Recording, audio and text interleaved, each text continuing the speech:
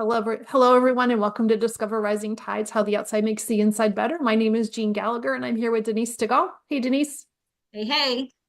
And we're talking about your mindset, but we're going to start to talk about strength versus cardio. Yes, that is really important. The one thing I want to touch on before we hit that is in our last segment, we were talking about our macros distribution. And Mhm. I just really wanted to start with this idea, since we're going to be talking about strength training versus cardio, is changing that mindset shift is so important when it comes to what you eat, Mhm. and that will help you shift your mindset in the way you move and groove your body. Right. So that's just something that I wanted to touch on before we jumped right into talking about strength training. So let's go on to why strength training versus cardio. What is best for you? Um, when it comes to fitness, there's always been this debate, right? Especially when we were younger. Oh, cardio. I mean, think about, I love I always go back to the 80s. I'm such an 80s girl. Um, jazzercise and aerobics and Jane Fonda, all of those, things. I mean, I had remember leggings? Yeah. I had leggings and we did cardio. That's what we did. As a fencer, it was cardio. What it wasn't until I got to college that we actually walked into a gym to lift weights. And I was like, what the heck are we doing here? I'm a fencer. What do I need strength training for? Well, come to learn that even at that age, strength training was kind of important. Mhm. Which one is better? There's not necessarily a better. We do obviously need cardio. Cardiovascular health is really important. Mhm. You want your heart health healthy. Um, but as we age, we actually need to focus more on strength training. Many times you'll hear it called resistance training. Why? We need to build muscle. As Mhm. we're getting older, our body just naturally, because we're dropping these hormones, we're also losing muscle mass, lean muscle mass, right? Think about somebody who used to have real nice, nice arm here. You can't tell here because I've got a shirt on, but then all of a sudden they've got the wiggly jiggly thing. That's not actually a given. You don't have to have that if you're strength training, right? Because you're gaining muscle that other person has completely lost. Mhm. So, we talked about this the other day. Muscle burns well, no, we didn't. Muscle burns calories. Um, Muscle burns, sorry, muscle burns more calories, and that's something that's always interesting because when we were talking last time, we were talking about calories in, calories out, Mhm. that calorie deficit thing. So that is important to know, right? Strength training helps you burn more even after you stopped working out.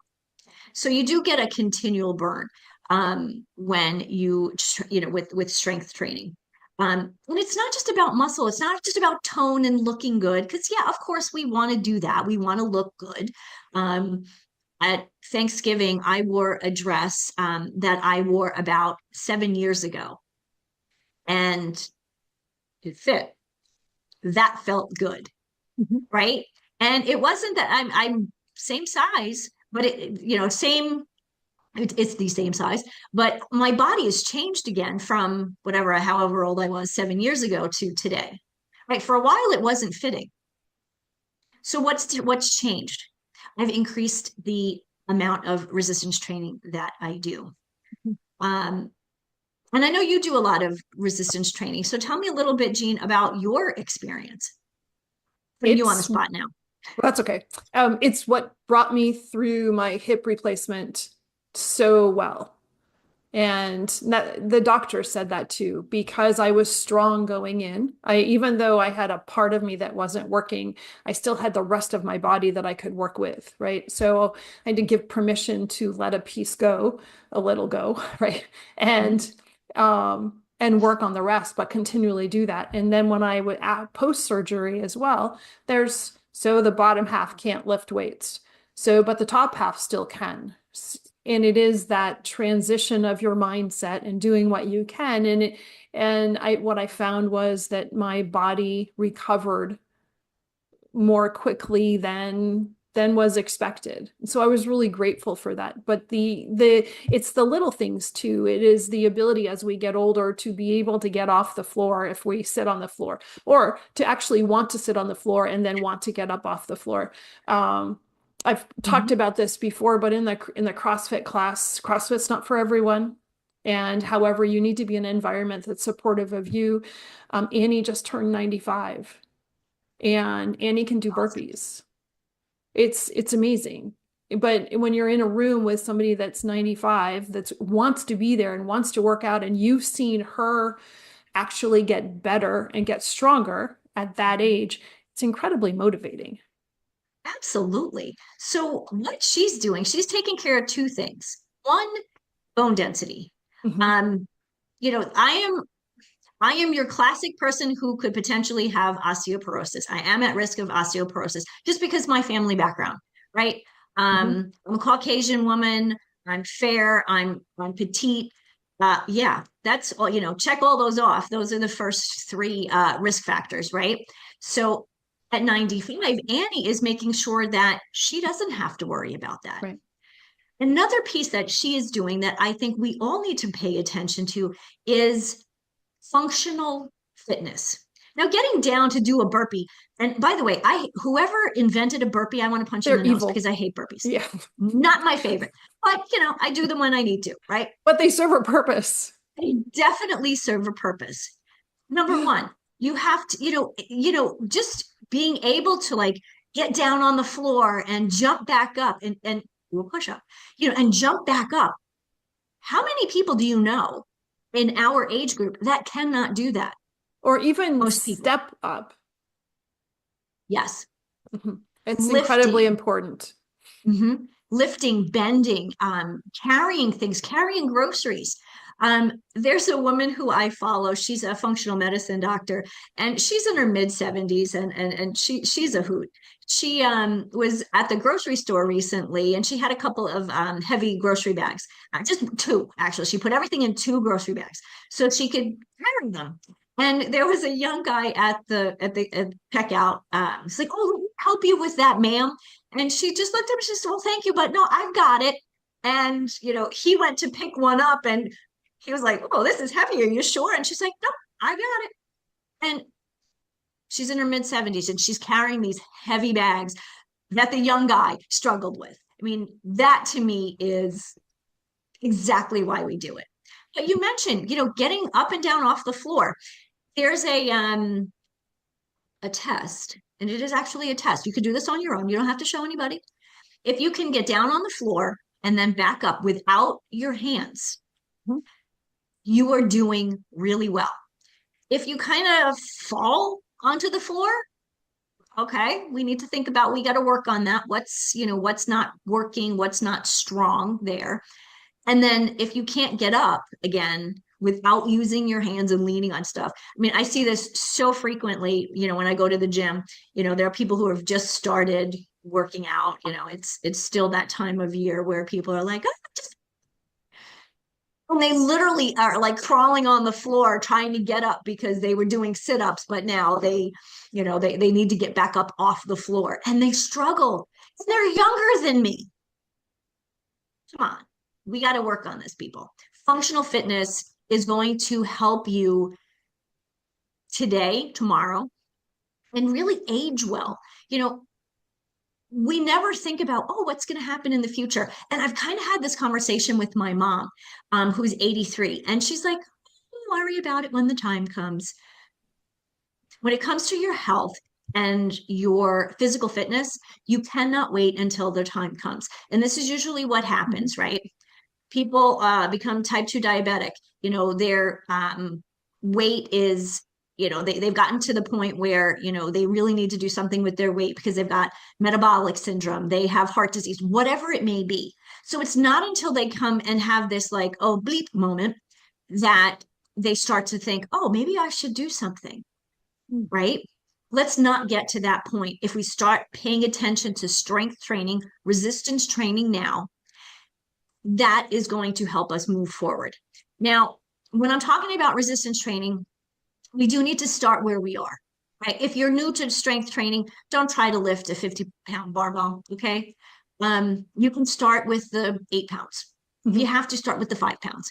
But what is important is that we're working our way up. I mean, I have a 30-pound kettlebell that every now and then my husband ends up kicking by accident. And he's like, you know, this damn thing. And I'm like, he says, do you ever use this? I'm like, of course I do. He just kind of looks at me like, you lift this 30-pound kettlebell? Not only do I lift that 30-pound kettlebell, I do kettlebell swings with that, right? I didn't start with that. I have a 10 and a 12 and a 20 pound. That's the progress. So we do want to make sure, though, that when we start resistance training, that we are doing it the right way. So working with a trainer is really important, at least to start. You want to make sure because that you need to learn form. You just absolutely can't do it because you need to do it correctly. There's a difference. right. So all of this strength training is going to improve your balance, reduce risk of falls, and promote longevity, which is what we want to do. Let's switch over to cardio. Okay, how many times do you go to a gym, like a regular gym, and there's, a bunch of women on the elliptical machine doing this, or running on the treadmill for, whatever, an hour, or even worse, walking on the treadmill for an hour. Kill me now. That is the most boring thing ever. Okay, for heart health, it strengthens your cardiovascular system. We know that. We do need to make sure our heart is healthy. So we don't want to have coronary heart disease. We don't want to end up having a stroke, right? Cardiovascular or cardio helps us improve endurance, right? I'm a runner. I love being a runner. Now, at 53, I'm not the runner I used to be. My husband's also a runner. So Mark used to be a marathon runner. But now at 67 and a half, he is not running the long distances he used to. He's running, 6 miles here and there, 4 miles, 3 miles, depending, maybe 20 something miles a week, where he used to run 20 miles in a day, right? But at this stage in his life, it's not beneficial to it's actually detrimental for him to do that over and over again, right? That extra cardio, because even as a man, he needs strength training too. Admittedly, his endurance is better than mine, maybe because he's a guy. I don't know. We talked about this earlier. Cardio is good for burning calories. Ooh, burning calories. That's great. But how many times do you hear, make sure you get your 10,000 steps in, you got to get your 10,000 steps in. And trust me, I still have to remind myself, it's really not that big a deal. Do you know how far 10,000 steps is? Yes, it's 5 miles. 5 miles. Who's walking 5 miles a day normally? Now, granted, back in the day when we were, farmers definitely did that. People, when we were hunter-gatherers, I know there are times when Mark is at the hospital and he's, going back and forth, and he almost does. But is that really what we should be focusing on? Walking 5 miles takes a long time, right? So yeah, you can burn some calories. You're not going to build any muscle, right? Now, granted, I will admit that, cardio, when I've been running, releases endorphins. You kind of get that, woo, that happy high, which I never understood until I ran my first 10K back in the day. Like, yeah, runner's high, my foot. But there really is something to that. But again, at this stage in life, we really need to pay attention to our body, because too much cardio is going to exhaust you. There's just too many women that I know at this stage that end up blowing out their adrenal system because they're working out, so much. They're at the gym, 2 hours every day doing all this cardio and no strength training, but they need that. And even though cardio is supposed to increase your stamina, At that stage, you get to a point where it's now actually doing the opposite. So, yes, you need both. But at this stage in midlife, we really need to focus on resistance training, strength training, give it a name, to boost muscle, lower the risk of osteoporosis, increase bone Mhm. density, and boost your metabolism. Well put. Thank you, Denise. You're welcome, Jean. Hello, everyone, and welcome to Discover Rising Tides, How the Outside Makes the Inside Better. I am Jean Gallagher, and I'm excited to be here with our guest today, Tess Booker. Hey, Tess, how are you? I am awesome. Thank you so much for having me. I'm so glad to have you here. Tess is an emotional wellness coach and a business coach. And so, Tess, give us a little bit about your background, and then we'll dive in. Hey there. So I'm coming from San Diego, California. My name is Tess The land Booker. of sunshine. Yes, lots of sunshine. Um, I I'm the owner of Inspired Livings. I host Brilliant Minds and Beautiful Souls, and I am in business and practicing emotional wellness and serving people in figuring out what that looks like, how to actually become that, and take pressure off of our lives a little bit. Fantastic. Emotional wellness is such a buzzword, and emotional wellness is, it seems simple to define, but it's really not, is it? No, I think that there's a lot of misunderstanding about emotional wellness being, it gets hidden, it gets Mhm. pushed under because a lot of people talk about law of attraction and we deal with thoughts, we deal with beliefs, but dealing with emotions is a lot of avoidance and a lot of uh, not so much clarity, confusion. And so I think there's just, it's underestimated. And that's where I really hone in to bring healing where people are lacking, I guess. A better word for that. How do you define emotional unwellness?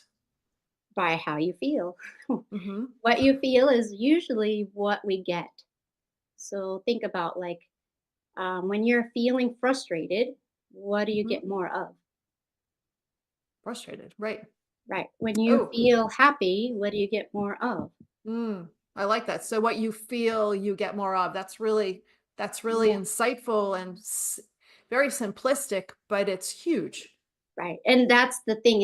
It's so much simpler than people can imagine, and we don't realize the ramifications of the hurt that it does. We don't Mm, realize how emotions go deep and they create friction on the body. They create friction on your action steps. It creates friction in your relationships, your health, your finances.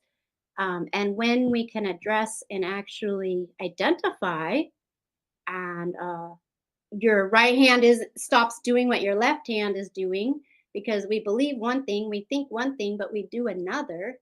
And mm, that all comes out of an emotional awareness. mm. Well, that's interesting. I never thought of it that way. So you're thinking you're doing something, but you're really not. Yeah, it's just like your show. I love this whole thing when we were talking about your show. It's the outside, Hmm. the rising outside that affects the inside. Well, it's really we're always most people are externally driven. They're seeing all the external and then they're reacting to that instead Hmm. of looking coming from the inside and reacting from that. Hmm.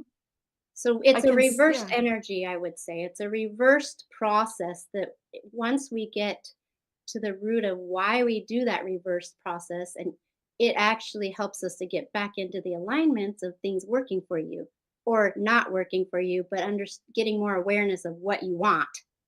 Mm. So we are so inundated from so much coming at us that really does affect how we feel more than we think it does, doesn't it? Oh, absolutely. I mean, think about when something like, okay, we could talk about a big one of grief, right? Something, we Hmm. lose something or a loss happens. Well, there's a process in which our body takes and our mind takes. And when those things get stuck, it creates stuck. Hmm. And we don't operate well. We get it's short circuited. I guess that's a good word. Sometimes the emotions aren't bad. It's just that it's like electricity. So it gets short circuited. It can't, it shuts off, it shuts down. We shut down just like electricity would shut down in a circuit break. Mhm. That's interesting. And so I was trying to figure out how to grab this question. I have a question in the back of my head and it's not coming to me, but there's the short circuited piece, or let me redefine this. So when you said grief is almost easy to self-identify. You've had a loss, so maybe this is why I'm feeling like this. But there's other emotions that are out there that we can't really, that we don't know that it's happened, or kind of like the frog in the warm water that slowly boils, right? So we're so used to feeling as we feel, it's hard to recognize that, maybe a year ago or 5 years ago, we felt differently and we've just become acclimated to who we are. That is that's really good way of putting it. And that's exactly what happens. Now, grief is a whole nother topic because grief is a process. It's not necessarily emotion. That's what Hmm. people want to say, that there's a certain emotion that comes with grief. Well, that's not true. We've been programmed how to feel, what to feel, who feels what, and we don't dig into how we feel about it. So there is a process in grief. So grief is just a process. Now, when I'm talking emotions, that's different than a process, because Hmm. emotions are identified by anger, sad, Mm. frustrated, um, joyful. Uh, like there's emotions have to be labeled as what they are, and then being able to label that, then you can go backwards and backtrack. Well, where's that coming from? Is that something that someone else is supposed to feel, or is that how I feel? Like oftentimes Mm. we're dealing with the external, and we're not paying attention to what that emotion that we should or should not feel, and where it's stuck, and how it's kept you stuck. It's a self-sabotage at that point. Mm. And you had mentioned too, when we had talked before, this self-sabotage piece, that you really have created 5 pillars around this, correct? Tell us Yeah. about that. Yeah, there's 5 pillars to self-sabotage, and it's in your beliefs, your emotions, your thoughts, your self-expression, and love. Mm. And we are constantly in war of good or bad, right or wrong, left hand doing one thing, the left hand doing one thing, the right hand doing another, confusion. And when we have confusion in any area of those lives, we're out of our own awareness and Mhm. pure alignments. Mm. And How do it we comes out of that self-sabotage, because if you're not aware of it, how does it get addressed? So, 2 questions. How do we recognize that this is happening? And then how do we work our way out of it? I know that that's exactly what you do. We're going to talk about Yeah. that, but what are some of the steps? Well, this is where that's simple, right? And this is the overlooked. If you pay attention to what you're feeling, and you Mhm. feel like crap, or you feel terrible, or you're not depressed or angry or frustrated, or all those things that don't feel good, then you can know that you're out of your best alignments. Mm. That's how you can notice. When you feel all those things, it means that you're not tapping into the essence of who you are. You probably have some kind of inner critic telling you that you're not good enough, or that you can't figure it out, or you need to know it now, or you're behind, or whatever those things are. So when you can first identify how you're feeling, then now we can start to unravel, like, where did that come from, and who's telling you that, and where's that belief, and then um, that awareness, like what you do. I think when you get out in the open and you are getting grounded, and you're looking at the stars, you're smelling the roses, you're using your 5 senses, that awareness of when you don't feel good, and to have that pause, Mm. is actually the healing spaces, if that makes sense. Oh, well, it does. It does be I know I can tell. We've just come off of 5 days of rain, though you in San Diego would have no idea what that was like. Well, yeah. Oh, and grateful for the rain, but the sun is out today and I am not. And and so my pull of trying to rationalize what I have to do for work and responsibilities is my priorities feel like I just need to recoup and recover from some too much inside time. Well, and how do we know when you're short circuited? How do you know when to stop? How do you know when enough is enough and Before when it's you're too late pushing, too. right? Yeah. And being aware of what you need in the moments and not dependent on someone to tell you that because you know what you need. You just Mhm. aren't aware of what that is in that moment. And so to pause or to take yourself out of it, take the pressure off yourself in an instant is a Mhm. valuable tool. Whenever you feel resistance, you just stop, Mm. right? That's a good thing to practice. It takes a lot of practice. And by the way, I have lived in Oregon for the last 30 years. I haven't always been in San Diego, so Oh, so I you get understand the rain. it. Oh You my get god. it. But I do love being here in San Diego. It helps, right? It helps Mhm. a lot. Yeah, sunshine does help. So, how do you recognize, or what are are there triggers or things that we can learn to say, "Oh, I am a little out of alignment in my emotional side." Well, there we're at, right? We're right back to the simplicity of how you feel. What are you feeling? Mhm. That's where you know. I always do that. I feel like I feel bored. I feel tired. I feel depressed. I feel worried. That is my ding, ding, ding, ding. I now have access to me. Mm. Like that's the awareness. If you can really just know when you don't feel good, pay attention to it, then you can start and you pause. You just stop what you're doing because if you're going to be frustrated, if you keep being frustrated, what are you attracting? More More frustration. frustration. It's like Mhm. working in the computer when we have to be patient. We're asking to be patient, but we're not patient. So we're not getting patient because we want it now and we just keep doing. So I have recognized, and it seems very simple, but it's not easy because you Mhm. literally have to let the feeling come up, understand that it's there, pay attention to where you are now, and stop the resistance. Mm. And And that it's just a practice and taking people through that process to even in that awareness is important because once you can get aware of the inner critics, the beliefs, the emotions, what's actually driving that, then we could take the pressure off the mind. But then another layer to this is the nervous system. What do you do with the nervous system? You can do your brain, you can get your brain really good at practicing that, but still operating because your body is reacting in your nervous system. Mhm. So there's two things going on, right? You've got this logical brain that knows the answers, and you've got this intuitive body that is programming by your beliefs, and Mhm. they're not agreeing. Mhm. And so when you're working with clients, what does that look like?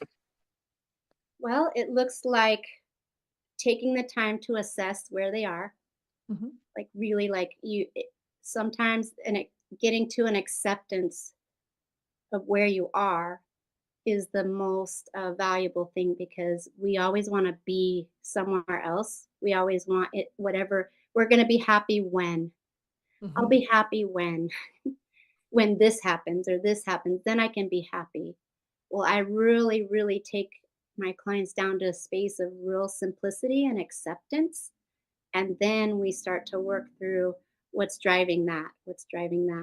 And it's a whole process of us identifying the inner critics, dealing with the emotions. What are the actions that you can take? Where can you pause? Literally taking pressure off of the body and the mind. Mm. Now, you mentioned when we were talking previously about the science behind all of this. Yeah, Can you it's tell it's me about that? interesting. It's Yeah. interesting because I guess I've had to really learn to practice to take a lot of stress off my body and trauma off of my life and the things that I was so fearful and anxiety in my life that I've spent so many years just grabbing information, right? What's going to make me better? What's going to Something's wrong with me. I need to figure it out. I need to figure it out. And I did all this like figuring it out, right? So you gravitate to these different coaches, different mentalities, different uh ways of doing things, and there's 3 steps to do this, 5 steps to do that. And there's the healers that have all the law of attraction science, the quantum science, and Mhm. then you've got this science that is like, well, what I eat is what is going through me, and the tangible, like, physical evidence of what we eat, to what we think about, to what we breathe, or our behaviors. Mhm. And what I've found is everything has patterns in all Mm. science.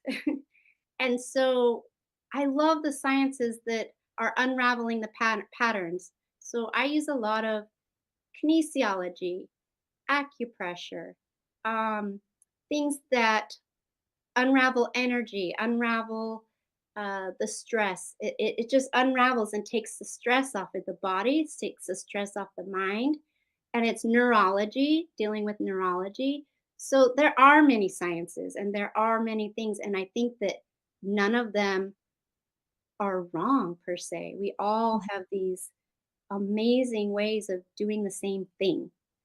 But what is makes my practice really unique is I have integrated a whole bunch of different sciences from the Eastern ideas and the Western ideas, Mhm. and it's just a beautiful fit to taking pressure off the body and the mind.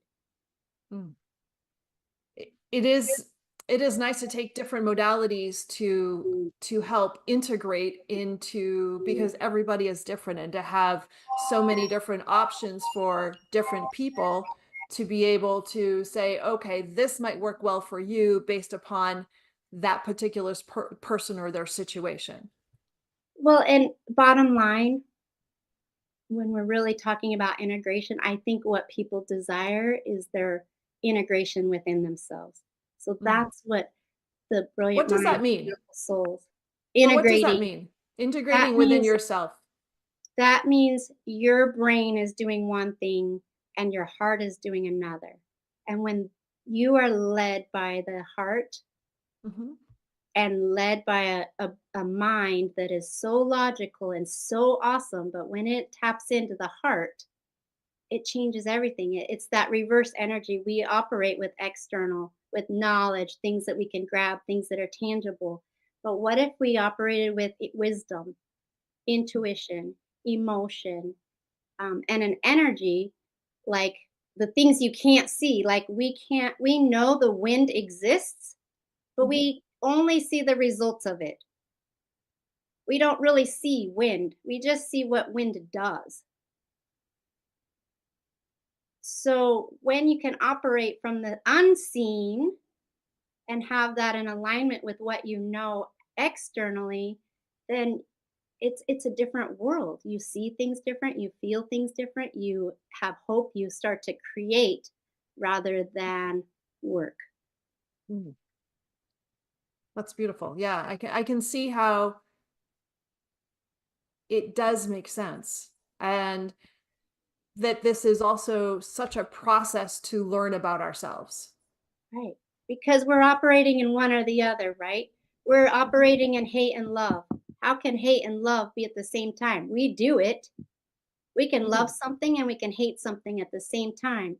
But at some point, if you don't make a decision of what you want, it's just constant confusion.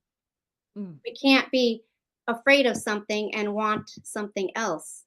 I mean, you can't be safe and afraid at the same time, Mm. right?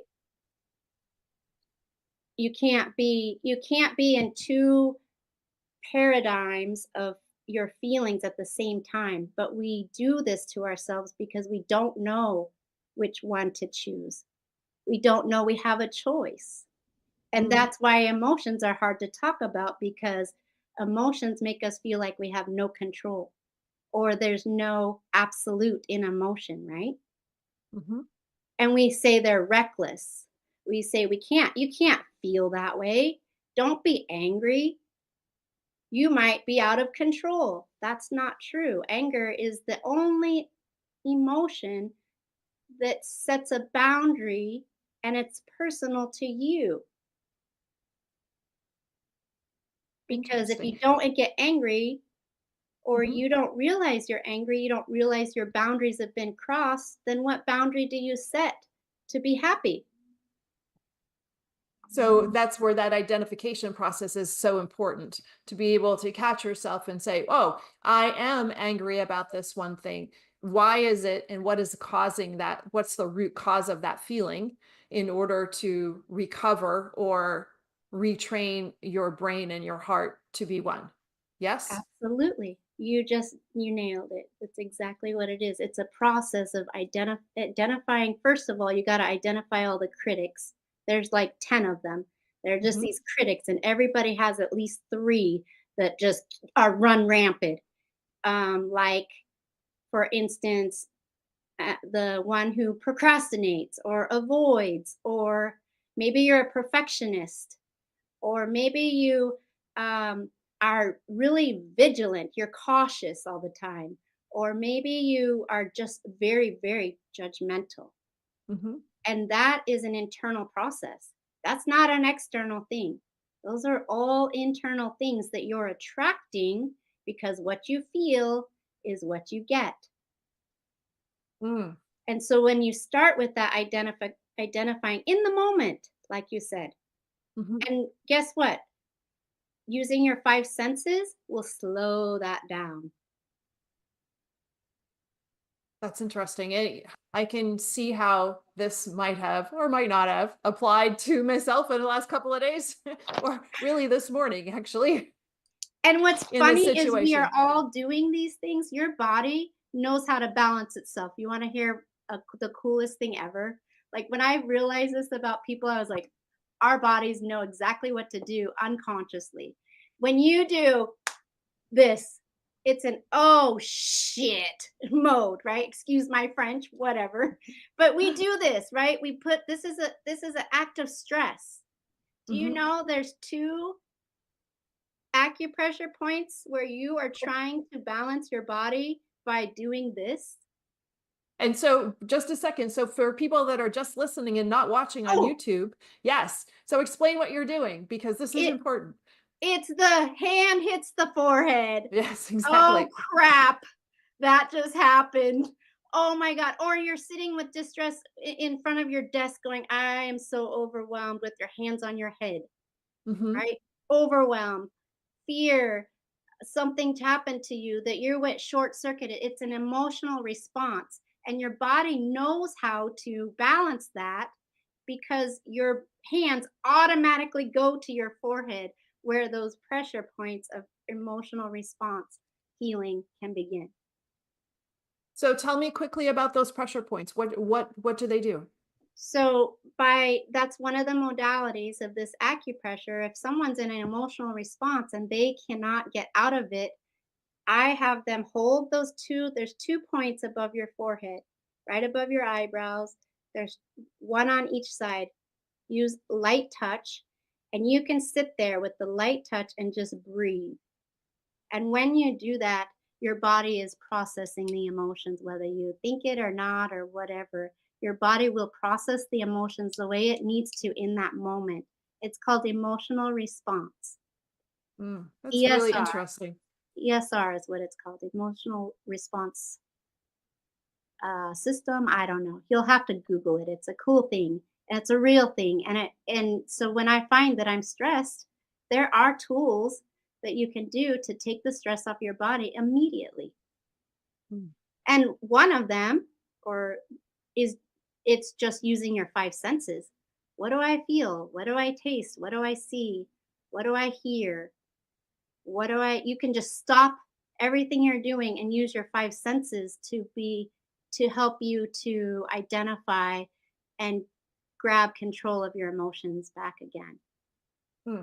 That's interesting because I was in a frustrating situation this morning, right? And I could feel that my internal response to the situation was off. And it took me a while to realize it's because I was feeling something different than what I thought I was feeling, right? So I was feeling some inadequacies because I couldn't complete the thing that I was doing, or I couldn't participate as much as I wanted to. And the feedback that I was getting from somebody, I don't know that I was receiving it correctly until I figured out that it was my inner frustration that was making my emotion, I'm not explaining this well, but it was making my emotion or how I was feeling about the situation different than what the situation really was. You explained that exactly. I mean, Oh, that's good, exactly because it what felt it really is. confusing coming out. But now that you're telling me about this, I can look back to an hour ago and go, "Oh, I think I just learned something huge here this morning." Well, Thank and you. that's because you were in you're coming from the in, you're paying attention, you're aware. And when you're aware, now you have power to make a different choice or a different Mhm, decision or to look at it different or to have a different outcome even, right? mhm, And you mhm, probably had a different outcome than if you had just sat there ignoring that or did something else to distract yourself or just overlook it, that it never gets addressed. And because you did that, you give you take the dis-ease off your body over and over and over, which creates a space of healing. mm. Wow, that's impactful, Hmm. really It's impactful. amazing. And more interesting is I never really, when I'm sitting with a client, I never am really telling them something they don't already know because it's in them. Mhm, It's just drawing it out so that you're aware of your own power. mm. So what do you do for yourself? How does Tess take care of Tess to Well, show up for everybody? I use every single one of my tools, pretty much. All the science, all the things that I have practiced from all the coaches before me, all the things that I've implemented. But I basically have streamlined just a few simple things because everything points back to five senses and emotions. And so, as I stay aware of my own emotions and my own well being, Mhm, then I know the tools to take the pressure off my body. And what's really cool is I just had a session this morning that just really made me so happy because what happens is it's not therapy that I'm giving people. They don't have to come back to me because I'm actually giving them the tools to go take the pressure off their own body when they need to and be able to take ownership and control of their own life because they now have the tools to implement. mm. You had mentioned the outdoors a little while ago, and how do you think, and in our senses, so what changes when we go outside, and how does that help us figure out what we're feeling or determine ways to have the connectiveness inside? So I could tell you an experience I had that made Mhm, me recognize this and how much when I was practicing the senses and trying to be outdoors and paying attention. So I will literally start with what am I seeing? Where is there trees in front of me? Is there cracks in the sidewalk? Is there whatever? And you go through your senses. What am I hearing? What am I tasting right now? You can even imagine that you can have a taste, believe it or not, right? What colors do I feel? What color you start to connect what's going on in you and externally at the same time. And what that does is it gives space and time. And sometimes when we get triggered by something and then we lose space and time, like when you're in fight or flight, you're paralyzed, there's no mhm, time, there's no space. And I had an experience years ago that my son. My son has so much wisdom, but I literally was in panic attack mode. I sat on the sidewalk, and I found myself in this lots of times over my life, but he caught me in it. And I was sitting on the sidewalk and I was just like freaking out, just a panic. And he looked at me, he said, "Mom, grab your wrist." And I was like, "Oh, you're just paralyzed. You don't think to do anything." He grabbed my wrist. He made me hold my pulse. And he said, "Do you feel that?" And instantly everything changes because I had to focus on something outside of my circumstance. And what was that? It was my heartbeat. Mm. And instantly it was like, I'm alive, you're okay, and what's the next step? And sometimes when we're in that fight or flight, all it takes is for you to come back to you.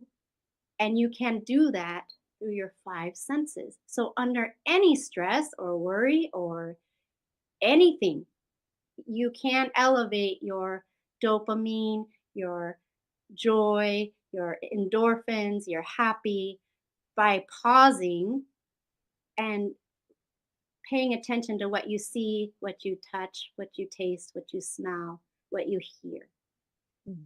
And it's an instant um, antidote to fear. That's amazing. That's a great story. Thank you for sharing. Yeah. It's So, just recognizing what works. mhm. So Tess, where do people find you? And you have an online course coming up too, correct? Yeah, they can find me at the Brilliant Minds and Beautiful Souls on KFred station. You also can find me on Facebook. That's where I've been communicating and putting a lot of my information there. But I definitely have assessments and modules that are coming, getting online courses.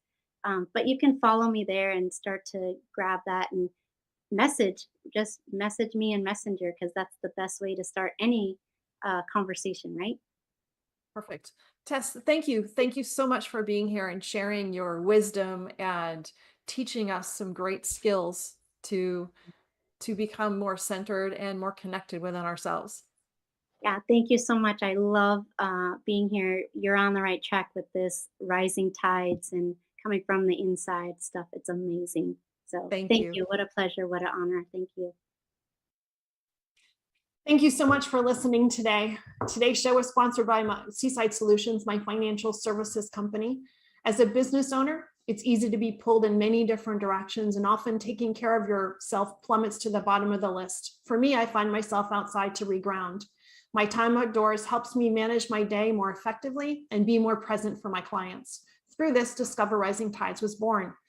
At Seaside Solutions, we truly believe that education is the foundation of financial wellness. Our primary focus is to provide guidance that is designed to help you achieve your long-term financial goals and visions.